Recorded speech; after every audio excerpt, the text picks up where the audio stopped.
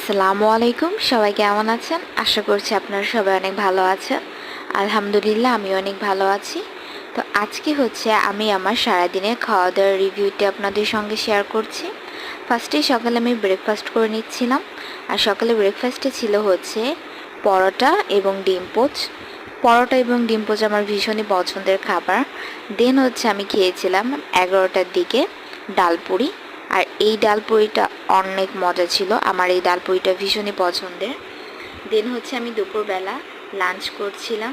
আর লাঞ্চে নিয়ে নিয়েছিলাম আমার খুবই পছন্দের খাবার, সেটা সাদা ভাত আর সর্ষে নারকেল দিয়ে চিংড়ি মাছ।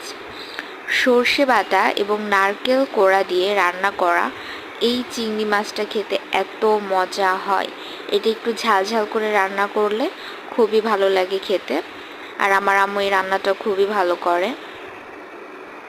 এটার রান্না করার মূল প্রসেসটা সর্ষে এবং নারকেলটাকে একসঙ্গে বেটে নিতে হবে কাঁচামরিচ দিয়ে, দেন রান্না করতে হবে। আর সত্যি কথা বলতে খাবারটা খুবই মজা হয়েছিল। দেন আমি বিকেলবেলা খেয়েছিলাম একটু ফ্রুটস, এখানে আপেল খেয়েছিলাম আর আপেলটাও খুব মিষ্টি ছিল। এরপর সন্ধ্যার দিকে খেয়েছিলাম একটু চকলেট। আর এই চকলেটটা আমার ভীষণই পছন্দের, এটা 2 লেয়ারের হয়ে থাকে, white chocolate and dark chocolate. Then আমি রাতে ডিনার করেছিলাম।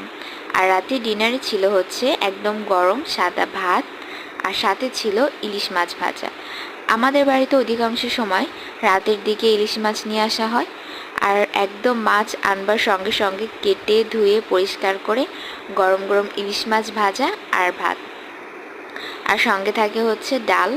ডাল দিয়ে ইলিশ মাছ ভাজা দিয়ে ভাত আমাদের বাড়ির সকলেরই ভীষণ পছন্দের। তো আলহামদুলিল্লাহ এটাই ছিল আমার সারাদিনের খাওয়া দাওয়ার রিভিউ। ভিডিওটি ভালো লাগলে ভিডিওতে অবশ্যই লাইক করবেন এবং নতুন নতুন ভিডিওর জন্য চ্যানেলটিকে অবশ্যই সাবস্ক্রাইব করবেন।